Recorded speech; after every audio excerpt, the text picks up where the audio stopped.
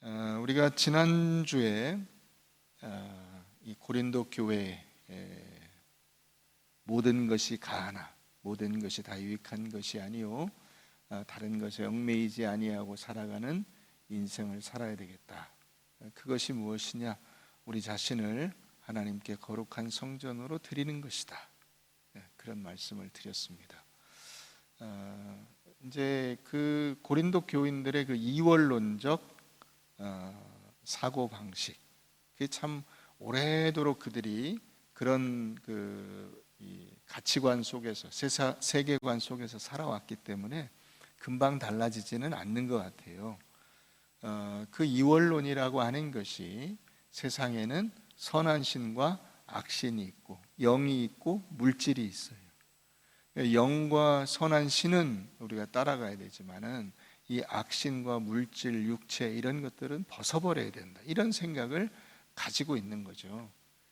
그러다 보니까 두 극단적인 반응이 있었다 그랬어요. 하나는 금욕주의, 그 세상과 떨어져 살아야 된다 하는 것이고, 다른 하나는 반율법적 문란함으로 나타난다. 어차피 육체를 벗고 우리가 구원받아서 이런 육신이나 물질과 상관없는 인생인데 그 물질이나 이런 것들은 그냥 막 쓰면 되지 않냐. 그래서 마스크 얘기도 하고 그래서 마스크 어차피 쓰다가 다 그 효용성이 없으면 버리는 거 아니에요? 버리는 것처럼 우리 육신도 그렇게 쓰면 되지 않나.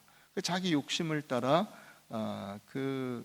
배고프면 밥 먹듯이 막 살다가 나중에 우리가 하나님 앞에 갈 때 이 육신을 벗고 가지 않냐. 그러나 성경은 뭐라고 얘기하죠? 우리가 몸으로 부활해요. 우리 몸이 다시 부활해요. 하나님 앞에 우리가 이 몸을 가지고 가게 됩니다. 이게 굉장히 중요하죠. 그래서 이 몸이 뭐라고 표현하냐? 하나님의 성전이다. 성령이 거하시는 성전이다. 하나님이 당신을 우리한테 맡겨주셨다 하는 거죠. 우리 몸 안으로 그분이 들어오셔서 여기 살고 계신다. 그러면 이걸 어떻게 나타내야 되겠냐? 웃자 그랬어요. 근데 제가 2부 예배도 설교 이렇게 영상을 보니까 전혀 안 웃고 있더라고요. 쉽지 않아요. 그래서 3부 예배는 조금 더 웃으려고 하는데 안 되더라도 너무 뭐라고는 하지 마세요. 노력하고 있는 중입니다. 결혼과 독신을 이렇게 생각하는 데 있어서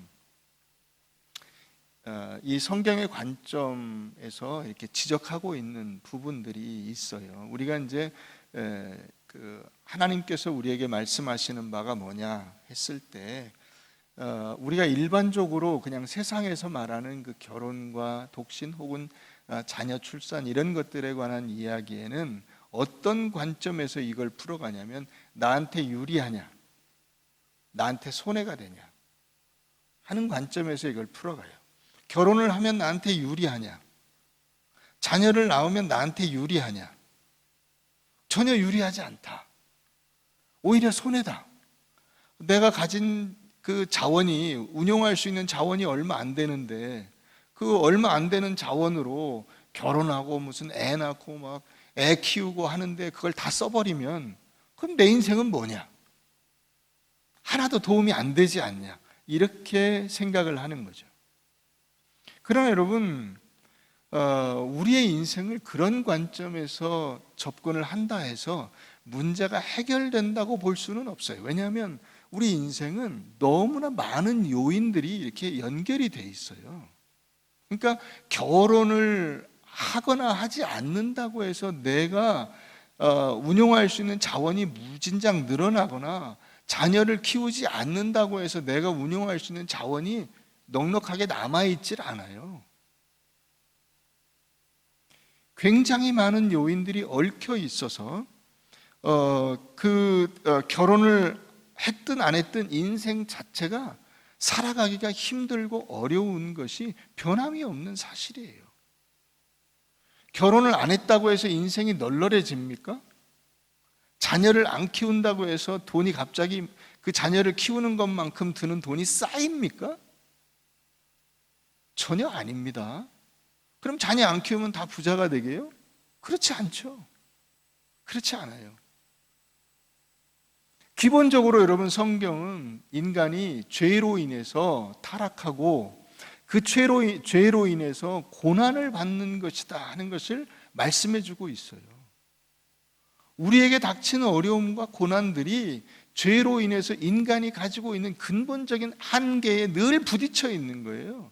그게 우리 인간적인 상황이 좀 달라진다고 해서 바뀌지 않는다는 것입니다. 결혼을 했든 안 했든 인생 살기 자체가 어려워요. 했다고 해서 더 어렵지 않고 안 했다고 해서 더 쉽지 않아요. 오히려 결혼을 하면 나를 도와주고 옆에서 격려하고 이끌어주고 함께 그 고난에 동참함으로써 내가 큰 용기와 힘과 희망을 얻는 파트너가 생기는 거예요. 자녀도 마찬가지예요. 여러분, 자녀를 키우면서 뭐 돈이 많이 든다, 뭐 하나를 키우는데 뭐 5억이 드네, 10억이 드네, 이런 얘기들을 하시는데, 여러분, 그게 안 키운다고 해서 그 돈이 내 주머니에 들어가 있지 않는다고.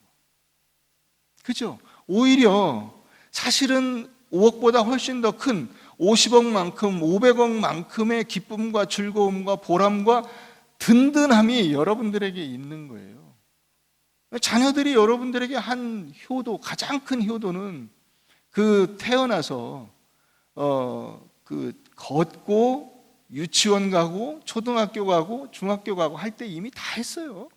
그때 여러분들 그 자녀들을 보면서 어떠셨어요? 그 마음속의 기쁨과 감사함이라는 것은 말로 다 할 수가 없죠. 그건 돈으로 환산할 수 없는 가치예요. 그것을 안고 인생이 살아가는 겁니다. 그럼 그렇게 안 한 사람은 엄청난 부자가 되어 있어요? 또 그렇지도 않아요. 왜요? 다양한 요소들이 있어요. 너무나 많은 인생의 그 고비고비들이 자녀와 상관없이, 결혼과 상관없이 다가온다고요. 결혼이나 자녀는 그 여러 요소들 가운데 한 가지에 불과해요.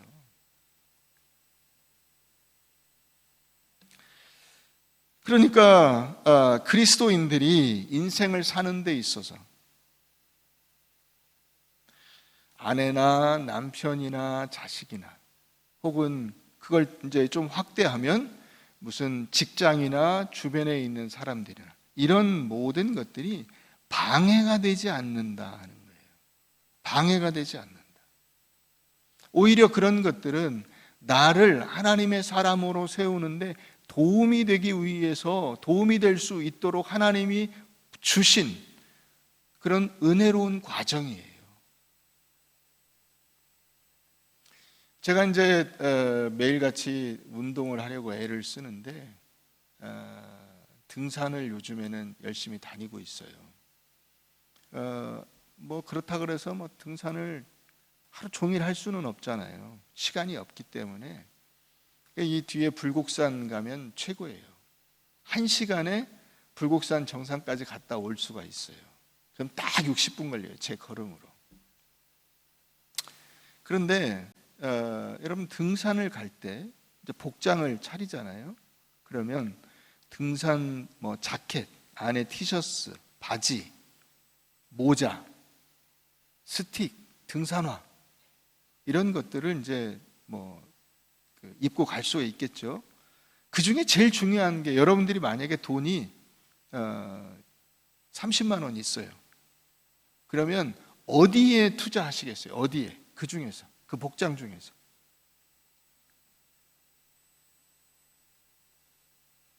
무엇에다가 제일 많은 그 돈을 투자하시겠어요? 등산에는 등산화가 제일 중요합니다. 좋은 등산화를 신는 것이 제일 중요하고, 나머지는 등산화가 해결이 되면 뭐 그 다음, 없으면 그냥 없는 대로 다니셔도 돼요. 면으로, 겨울에는 면으로 된 옷을 안 입으시면 돼요. 예. 가끔 그 면으로 된 청바지를 입고 가시는 분이 요즘에는 없죠. 그런 분도 전에 있었다고 하는데, 예. 큰일 납니다. 자, 근데 등산화보다도 더 중요한 게 있어요. 등산화보다 더 중요한 거.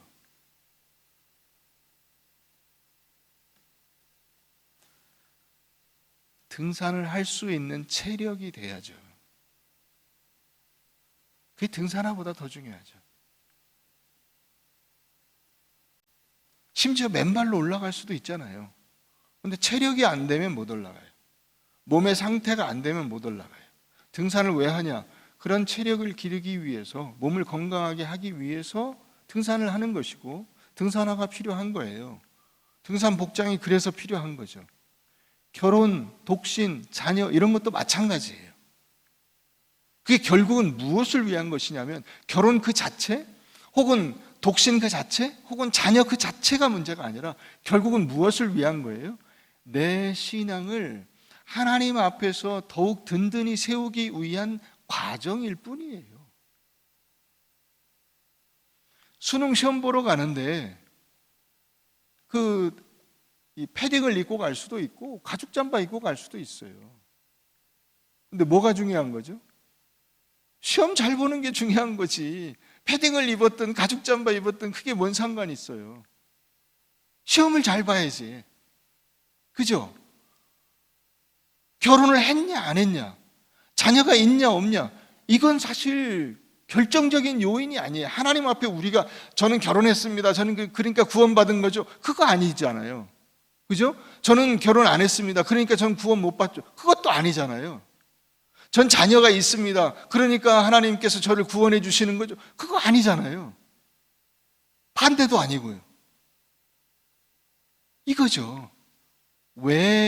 왜 그것이 그 과정이 필요하냐 그러면 결국은 그것이 결혼이든 독신이든, 오늘 제목대로 결혼도 독신도 자녀도 혹은 자녀가 없는 것도 전부 다 어디로 연결이 되어야 하냐면, 하나님을 알고 그 하나님과 교제하고 그 하나님 안에서 은혜를 누리며 그 하나님을 섬기고 하나님께 충성하고 하나님의 사람으로 만들어져 가는데 이것이 도움이 되냐, 아니면 이것을 전혀 활용하지 못한 채 이것을 핑계를 대냐 하는 거예요.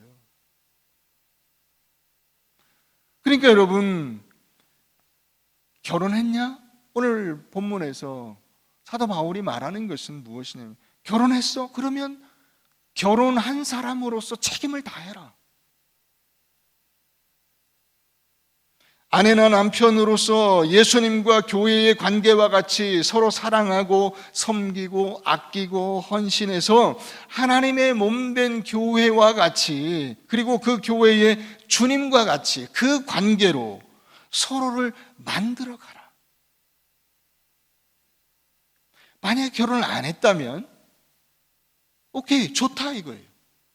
사도 바울이 결혼 안 했으니까 너 반드시 결혼해야 돼 그렇게 말하고 있지 않죠. 괜찮아. 왜냐하면 이 당시에 이 소아시아 지역과 이 그리스 지역에 큰 지진이 있었대요. 또 곳곳에서 전쟁도 있었어요.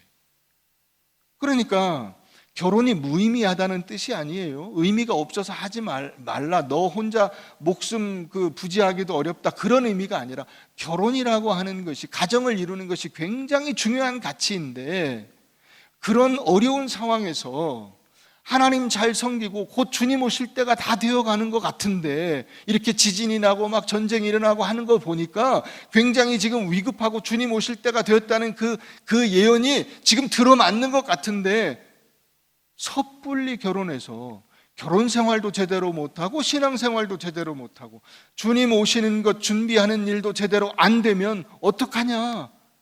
그래서 사도 바울이 독신을 권장하고 있는 거예요. 사도 바울이 곳곳에서 성경에 기록된 것을 보면 결혼에 대해서 굉장히 중요한 가치를 부여하고 있어요. 우리가 좀 이따 보겠습니다만 에베소서 5장에서도 그 아내와 남편을 비유를 들어서 그 관계가 어떤 관계와 같냐? 교회와 예수 그리스도의 관계와 같다. 예수 그리스도가 교회의 머리 되시고 교회가 예수 그리스도의 지체가 됨과 같이 남편이 그 아내의 머리가 되고 아내는 남편의 지체가 되어서, 이게 여러분 얼마나 중요하죠? 머리는 머리대로 따로 놀고 잘려가지고, 몸은 몸대로 여기 모가지 댕강 잘려가지고 돌아다닐 수가 있어요? 없죠. 그건 말도 안 되는 얘기죠. 이 같이 항시 머리와 몸은 같이 다니는 거예요. 같이 움직일 수밖에 없는 거예요. 사도 바울이 이 부부의 가치를 이게 하찮게 여기거나 혹은 별로 가치가 없다고 말하지 않는다는 거죠. 굉장히 중요하지만 그럼에도 불구하고 그 어떤 상황이든지 그 사람이 가정을 가졌든 가지지 않았든 그 상황 속에서 하나님을 어떻게 섬기고 하나님의 말씀대로 살아가느냐 하는 것이 중요한 일이다 하는 것을 강조하고 있는 겁니다. 그런데 우리는 그걸 핑계로 삼잖아요. 남편 때문에 신앙생활 못해요. 아내 때문에 신앙생활 제대로 못해요. 자식 때문에 도대체 신앙생활을 제대로 할 수가 없어요. 부모님 때문에 아무것도 안 돼요. 이건 핑계가 될 수 없는 거라는 거죠. 여러분, 하나님께서 여러분들의 신앙에 방해가 되는 것을 주시지 않습니다. 믿으십니까? 그런 것에 핑계를 댈 수가 없다고요. 핑계를 댈 수가 없어요. 요즘에 보면 여러분들이 그 젊을 때 신앙생활 하던 그런 때하고 비교가 안 되죠. 저도 참 그런 것을 많이 느낍니다.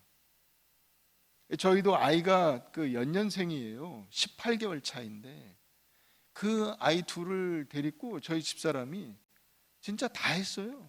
심지어는 구역 이게 한 구역도 맡아서 구역장 역할도 하고 교회에서 교사 역할도 하고 군인교회에서 사람이 없으니까 열심히 그런 걸 다 했어요. 애 둘 데리고 이 18개월 차이 하나 등에 업고 하나는 등에 손에 걸려가지고 잡고서 유모차 밀고 다니면서 다 했어요.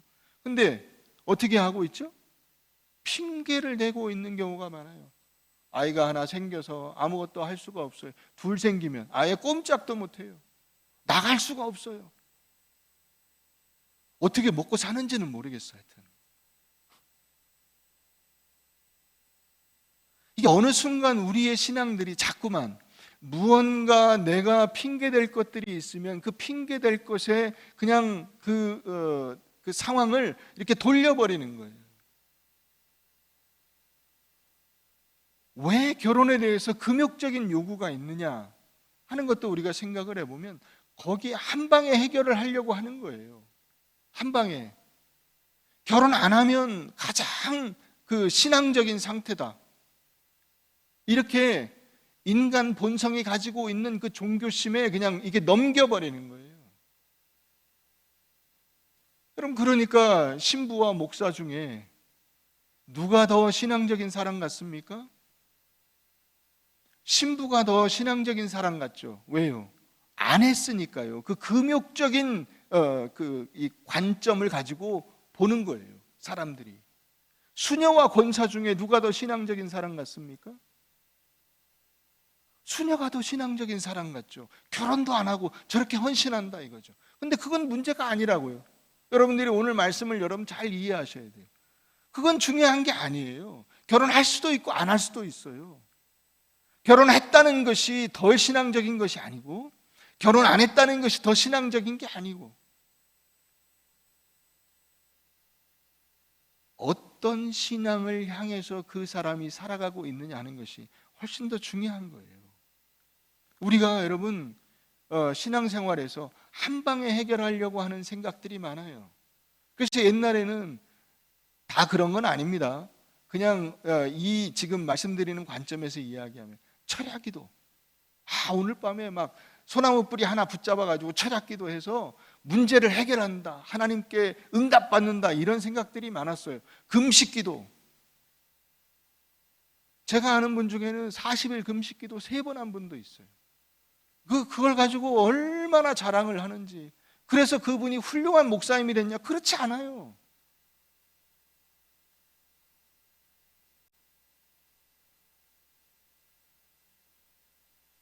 여러분, 우리가 차근차근 조급하지 말아야 돼요.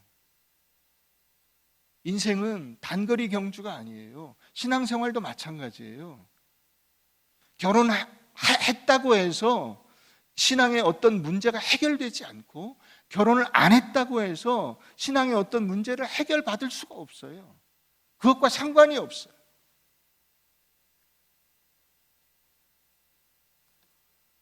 우리가 매일매일의 삶 속에서 우리의 일상을 하나님의 말씀대로 살아가는 것이 훨씬 더 중요한 것이고, 그렇게 살아가는 데 있어서 신앙을 발판으로 삼아 결혼 생활을 하느냐, 하나님의 말씀을 발판으로 삼아 독신으로 살면서 하나님을 위해서 충성하고 헌신하며 하나님의 자녀로서의 삶을 사느냐, 이게 중요한 것이에요. 했냐 안 했냐 자체가 인생을 판가름하는 기준이 될 수 없다는 것이죠. 여러분들이 지금 이 등 아래에 있어요. LED 등도 있고요, 옛날식 전구도 있습니다. 어떤 등 아래에 있느냐 하는 것이 중요하진 않죠. 그죠? 예배를 드리는데 문제 없으면 되는 것이고, 이것이 없어서 예배를 못 드린다, 그건 아니에요. 여기가 깜깜해도 예배를 드릴 수 있어요. 예배를 드릴 수 있어요. 아무것도 안 보이면 예배를 드릴 수 없습니까? 아니죠. 여러분, 바울과 실라가 감옥에 갇혀서 거기서 찬양할 때 옥문이 열리고 그들이 이 감옥 밖으로 천사에 의해 이끌려 나온 것을 생각해 보세요. 밤에 깜깜한 그 감옥에 빛이 있었겠냐고요. 그 깜깜한 중에 예배를 드리며 놀라운 하나님의 은혜를 경험하게 되는 거예요. 여러분, 그러니까 이 빛이, 나는 LED라서 너무 환해서 안 돼, 촛불이라서 나는 너무 어두워서 안 돼, 이건 핑계예요. 결혼했기 때문에, 안 했기 때문에, 자녀가 있기 때문에, 없기 때문에, 이건 다 핑계예요. 그걸 핑계로 삼지 말고 도리어 하나님께서 내게 주신 은혜의 방편으로 삼으셔야 돼요. 이런 남편을 줬기 때문에, 이 아내가 있기 때문에, 이렇게 자녀가 있기 때문에, 자녀가 혹은 없기 때문에 그 상황 속에서 나는 어떻게 하나님을 섬기며 살아갈 것인가, 하나님은 내게 어떤 것을 요구하시는가, 그것이 중요한 거예요. 그러니까 환한 빛이라서 여기서 말씀 보고 하나님을 더 열정적으로 기쁨으로 찬양할 수 있고 하나님을 예배할 수 있다면 그건 된 것이고요, 촛불을 켰기 때문에 어둡지만 그러나 말씀을 읽고 하나님 앞에 기도하고 하나님을 찬양하는데 아무 불편이 없다라고 생각하면 아무 문제가 없는 거예요. 여러분들 어릴 때 다 집에 이 노란 알다마 전구 하나 딱 키면 그걸로 끝이었어요. 그냥 부엌에서 뭐 배는지 안 배는지도 모르는데 다 김치 썰고 뭐하고 반찬 만들고 다 했어요. 그때는 그러면 막 살았습니까? 아니죠. 그때도 훌륭한 사람들이 각 가정 가운데서 신실하게 자신의 삶을 잘 감당해냈어요. 그걸 오늘 우리들도 얼마든지 해낼 수가 있는 것입니다. 오늘날 이 결혼과 독신의 문제에 있어서 많은 사람들이 이게 논란이 되고 있는 부분이 있습니다. 그게 뭐냐면 성별 갈등이에요. 성별 갈등, 남자라서 여자라서 하는 이 갈등이에요.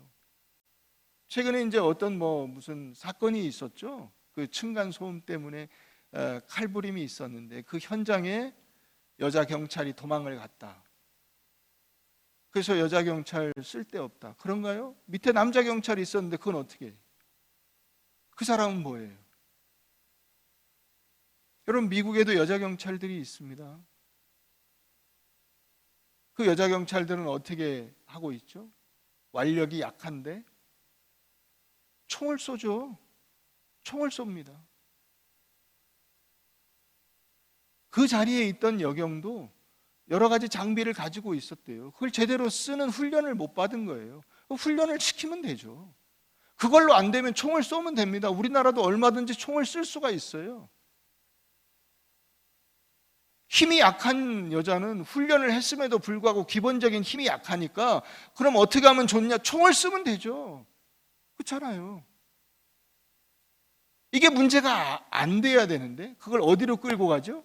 여자기 때문에 혹은 남자기 때문에 여러 가지 어떤 성범죄나 이런 것들이 있을 때 남자들은 잠재적인 그게 굉장히 어리석은 이야기죠. 잘못된 이야기예요. 남자가 여자라는 것 때문에 문제가 될 수가 있나요? 그렇지 않죠. 그럴 수가 없고요. 그래서도 안 되고요.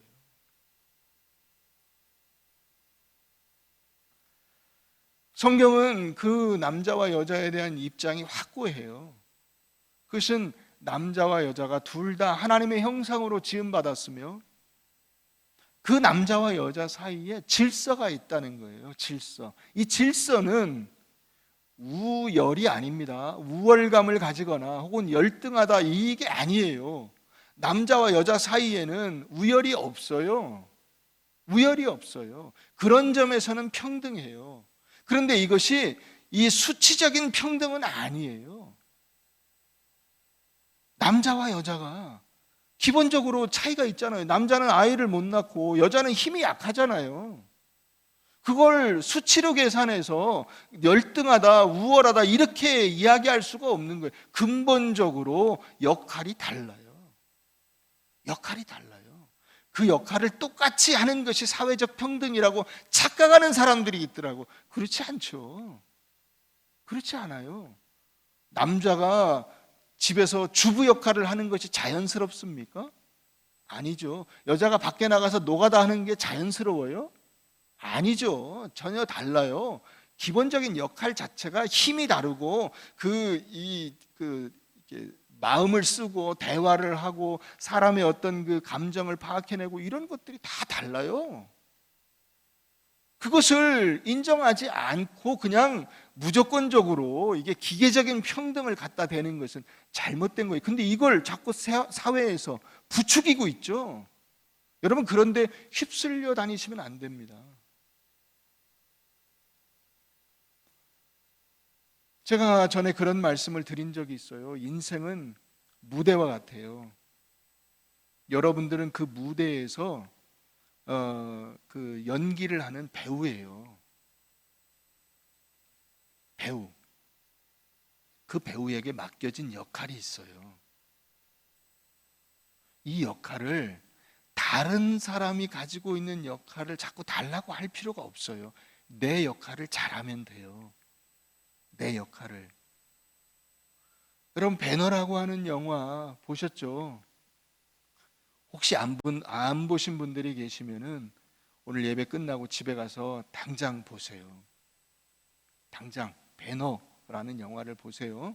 이 벤허라는 것은 HUR, 이거는 그 성경식 이름으로는 훌이에요. 훌. 아론과 훌의 아들. 벤이라고 하는 건 아들이라는 뜻이거든요. 훌의 아들이에요.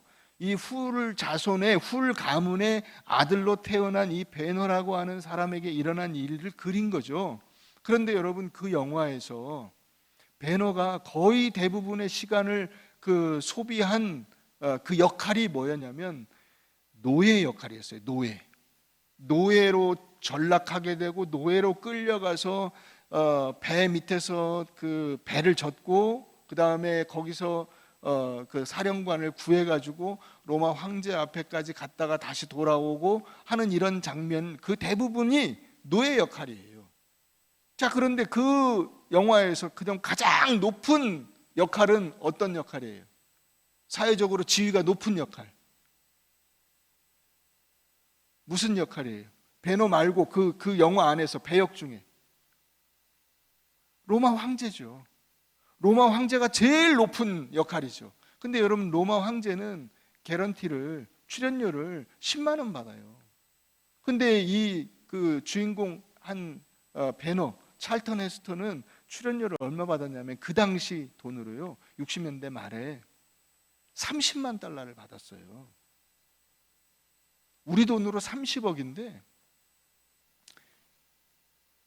그 3억인데 지금 현재의 가치로 따지면 진짜 거의 한 300억 되는 어마어마한 돈이에요. 그 당시. 그렇게 출연료를 받고 연기를 하는 거예요. 연기 잘했죠. 배너 참 이 영화사에 남을 만한 훌륭한 영화죠. 그걸 해야 된다고요. 그걸. 나도 저 사람하고 똑같은데 왜 로마 황제를 안 시키고 나는 노예를 시키냐? 이건 바보 같은 소리죠. 주인공이 노예인데 노예 역할을 하는 게 훨씬 더 중요한 거지. 거기서 나는 황제가 돼야 돼. 난 황제가 입는 옷을 입고 싶어. 그게 폼나잖아.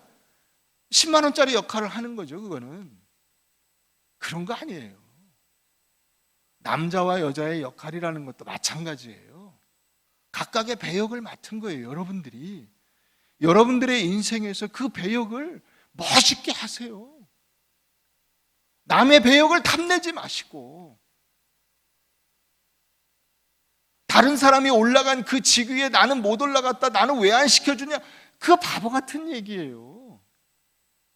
내가 얼마든지 이 인생의 무대에서 그 맡은 역할로 기가 막히게 히트를 칠 수 있는 거예요.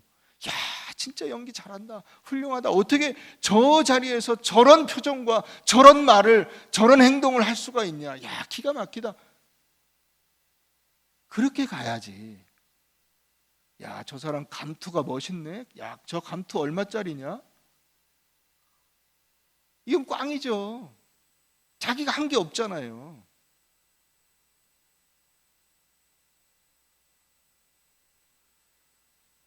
여러분, 여자의 역할이 얼마나 중요한가 하는 것은 우리가 흔히 쓰는 그 단어로도 알 수가 있어요. 여러분들이 한국말을 쓰시는데 그 한국말은 모국어예요. 모국어라는 건 누가 쓰던 말이에요? 여러분들의 엄마가 쓰는 말. 왜 부국어라고는 안 할까요? 부국어. 한국말을 부국어로 쓰세요 하는 말은 들어본 적이 없죠. 그죠? 엄마가 그만큼 중요한 거예요. 엄마 역할이 얼마나 중요하냐면, 여러분, 유대인 같은 경우에 부모 중에 한 사람이 유대인일 때 그 자식이 유대인으로 취급을 받기도 하고 취급을 못 받기도 해요. 어떤 경우 유대인이 아니냐면, 아버지가 유대인이고 엄마가 이방인이면 자식은 유대인 취급을 못 받습니다. 유대인으로 쳐주질 않아요. 그런데 엄마가 유대인이고 아버지가 이방인일 때는 그 자식을 유대인으로 쳐줘요. 엄마 역할이 얼마나 중요한지 아시겠죠? 여러분들이 돌아보면, 물론 아버지도 훌륭하세요. 저도 아버지입니다만은, 그럼에도 불구하고 제가 저희 아버지에 대해서 느끼는 감정과 저희 어머니에 대해서 느끼는 감정이 다르죠. 어머니의 손길이 애틋하죠. 저는 지금도 생각이 나요. 제가 어릴 때 저희 엄마 이 젖을 붙잡고 그걸 만지면서 잠들었던 그런 게 기억이 나요. 제가, 물론 그건 갓난아기 때가 아니고 한 4-5살 때쯤, 제가 어릴 때 기억이 나는 그 최대 한도 내에서 저희 엄마가 저를 꼭 껴안아주고, 저는 그 엄마 품에서 엄마를 껴안고 엄마 젖을 만지고, 그건 그냥 이 마음의 위안과 힘을 주는 그런 장면들이잖아요. 그 느낌이잖아요. 그 포근함이 여러분 생각나지 않아요? 여러분, 그 역할을 누가 대신할 수 있어요? 그 역할을 어느 사람이 대신할 수가 있어요? 그렇기 때문에 여러분, 성별을, 남자와 여자를 대결하는 것으로 생각하면 안 됩니다.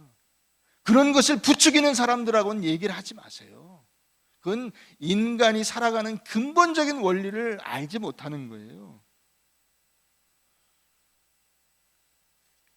우리 에베소서 5장을 한번 가보겠습니다. 에베소서 5장.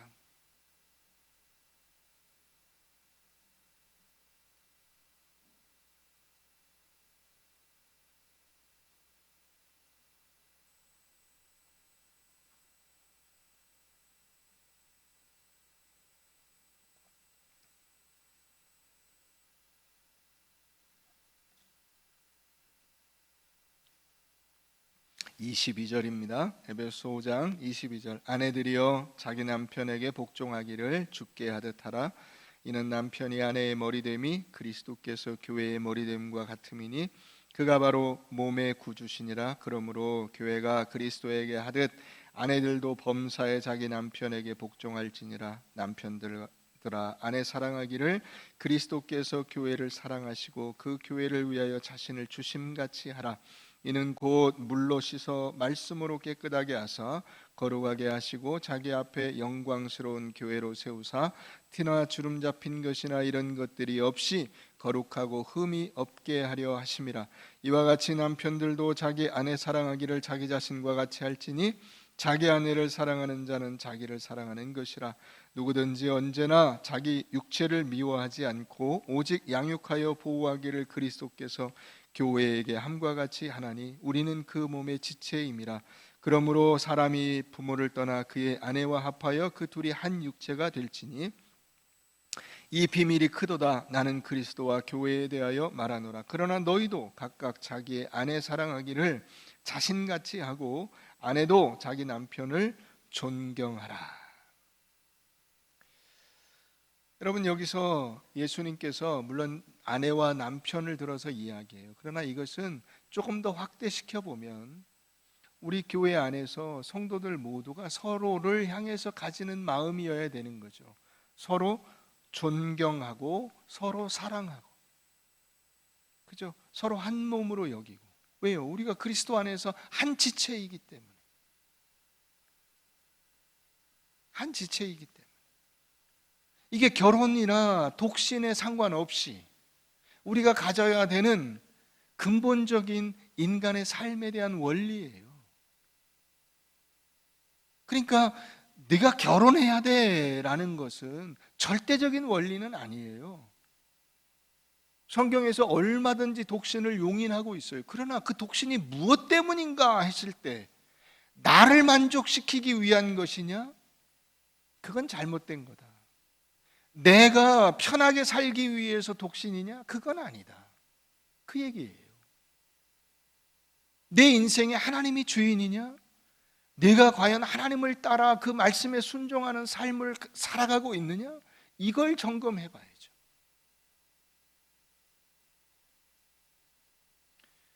그래서 우리는 모두 다 서로를 통해서 거룩해지는 일에 부름을 받은 사람들입니다. 남편의 권위를 인정하고 그 책임을 감당하는 것과 동시에 아내를 사랑하고 그 아내가 그 남편에게 순종하는 것과 그리고 그 남편과 그 한 몸을 이루어서 아름다운 믿음의 그 가정으로 주님 앞에 어여시 서는 이것이 굉장히 중요한 원리이고 그 일로 우리가 부름을 받았다는 사실을 놓쳐서는 안 되는 것입니다. 그런데 우린 자꾸만 어떻게 생각하죠? 한 방으로 해결하려고 그래요. 한 방으로. 결혼 한 방으로 인생의 모든 문제를 해결하고 독신 한 방으로 내 모든 책임을 다 덜어버리고 나는 그저 맘 놓고 편안하게 슬슬 놀면서 이 남은 인생을 먹고 살련다, 그렇게 생각을 하는 거예요. 신앙에서 그런 것은 불가능하다는 것이죠. 그렇게 되지가 않아요. 결혼 스위치 한번 누르면 완전히 바뀌는 초월, 결혼 안 하고도 인생이 완전히 바뀌는 만족, 그런 것을 기대하십니까? 그런 것은 없습니다. 혹시 그런 것이 있다고 주장한다면 그것은 사탄의 함정일 뿐이에요. 우리가 살아가는 믿음의 길에는 배우자를 그리스도로 여기고 섬기고 복종하는 일과 또 독신이라면 그리스도 예수께 믿음으로 순종하며 그리스도를 따라 살아가는 것 말고 다른 길은 없어요. 그것 말고 다른 길은 없어요. 하나님이 우리를 구원하시고 나서 여러분들을 그대로 그 지지고 볶아야 되는 가정 속에 그대로 놔두시고 어려운 여러분들의 삶의 그 상황 속에 그대로 놔두신 이유가 무엇일까요? 험하고 힘겨운 여러분들의 인생살이 속에 그대로 여러분들을 방치해 놓으신 것 같은 그런 느낌이 드는 이유는 무엇일까요? 목적이 있겠죠.